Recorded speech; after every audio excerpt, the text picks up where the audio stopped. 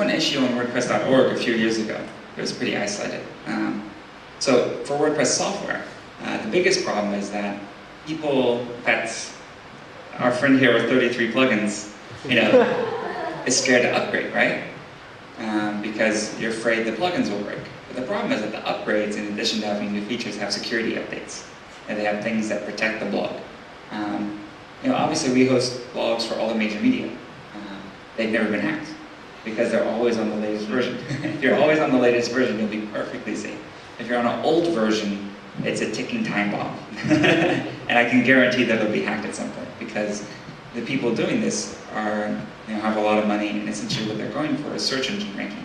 And it's not even personal. They just have bots scanning the web every day, constantly 24 hours a day, that look for old WordPress blogs, or old Drupal installations, or old PHP. It's just how it works. It's like they say, the average time if you put an unprotected like Windows XP box directly to the internet, it'll be hacked within 6 minutes. I just bought a computer yesterday. I didn't get a virus program yet. It's not a huge issue anymore because most people are behind routers or things like that. But basically, there's just things scanning every IP address in the world constantly. And the minute they find something, they just pounce on it. So we talk a little bit more about this, the dark side of all this. I mean, what are the dangers that are out there for blogs? There being people who are using them to raise their search engine rankings. What are some other issues? Well, I would say the dangers for blogs are obviously spam. Comment spam is a big problem that we've tried to solve through Kismet. Security can be a problem. We were trying to make upgrading easier and things like that and provide WordPress.com, which is always secure. But it's still something that some people have to think about. And then the biggest problem is probably addiction. You get addicted to your blog, you stop seeing your friends, your mom doesn't hear from you for weeks. I'm not speaking personally here, it's just maybe. What about mobile blogging for WordPress? This is very Web 3.0. Hong Kong is a high mobile penetration, elsewhere in Asia as well. Our mobile stuff kind of sucks right now. Like, wait, does anyone use the iPhone application? iPhone users of WordPress? The iPhone application, I'm not really happy with, to be honest. I feel like it takes too many steps to post things. It's not as intuitive as it could be. I mean, like the new version just came out that allows comment moderation and some other things, but I'm just not happy with the experience yet. So I would say mobile is probably where we have the most room for growth, which is a nicer way of saying we really suck there. We hope we won't in the future. But there's a couple plugins for WordPress that actually do some neat stuff, like WPhone or some other things that are targeting more the high-end mobile platforms. The iPhones, the Androids of the world, which I think are where we're focused on. Just like when we first adopted web standards, it was before there was really great browser support for it. The mobile platforms we're targeting are sort of next generation because it's just so much work that, Nokia is sort of the IE6 of the world, right? To get things working on the Symbian platform or with their horrible browsers built into the BlackBerry, that's just not worth it. So. Talk a little bit about China. You just come down from China. Yeah.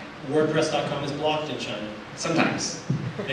Well, I don't know. I moved to China and I had to switch from WordPress.com to really? self-hosting. Yeah. Specifically for that. This is something a lot of people here care a great deal about, censorship, which does not exist here in Hong Kong. But, really? Well, you be the judges. But certainly there's no websites blocked like they are in China. Is WordPress.com going to be able to do anything about that? Are you trying to do anything about that? Is there anything that you can do about it? We've looked at, so the official line is that we're not blocked. But obviously, as you experience, as users tell us that, half the time it's inaccessible. So we're not really sure exactly what is the core issue, but we have lots of friends in China, lots of WordPress.org users, everything like that. And so we're sort of trying a multi-channel method to make the site more reliable. But ultimately, I wouldn't mind at all if there was a Chinese version of WordPress.com that ran the same software, but could serve local users better. That'd be fine, and probably a better fit, because in terms of censorship laws and everything like that, we tend to adhere just to American laws. So if there was a controversial blog someplace else, as long as it's abided by American laws, we'd probably leave it up. So.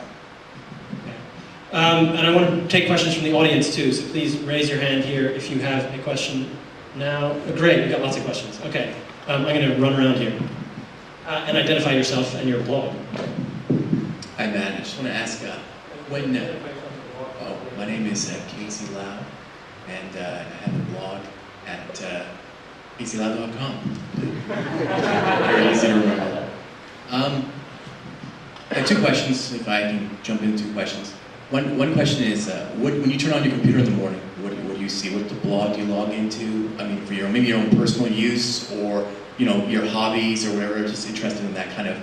What do you go through, and do you use a mobile? Do you use iPhone to check all things? Yeah. And the second one is, I also use a blog called posterous.com. So what do you think about that as well? So I'll go backwards. Posterous or posterous, I have no idea how to pronounce it. It's basically a blog by email, but like super pimped out. I would love for every feature of that to be available for WordPress.com and eventually WordPress.org. So keep an eye on that. And two, in the morning, I've actually started a new routine in the morning. I'm trying to make this a habit. I'm trying not to check email for about an hour when I wake up, because normally I would literally kind of like rub my eyes and look at my iPhone and start looking at email like first thing. And I find that I get caught up in it. So I try not to look at email right away. Actually, I've been doing, in the morning, is I do a little more long-form reading. I have a Kindle. I guess, does anyone have a Kindle here? They're amazing. I'll show you my. They don't really work here because you can't download. You don't have the wireless functions. Yeah, you can still hook it up via USB, but the wireless is pretty cool. I can show you guys my Kindle later. It's an amazing, amazing device. It's completely transformed how I read. So before, I didn't really read too much long-form stuff. Like, I'd come across an Atlantic article, and I'm like, oh my goodness, 10,000 words. I can't do this. But now I've started to. And then when I get on, I typically load. We use something internally called P2. Has anyone used the P2 theme here? Oh, you gotta check it out. I wanted to put it in my presentation, but I wasn't able to get online, so I wasn't able to take screenshots. P2 is sort of like, imagine your own personal Twitter, but it's completely, pops up real time. So like the real time part of Facebook, where if a new post or comment comes in, it just shows up. It's pretty darn neat. Do we have a computer or anything? It's basically, we use it internally instead of email or chat or anything to communicate with each other. So we have about 6 or 7 of these people.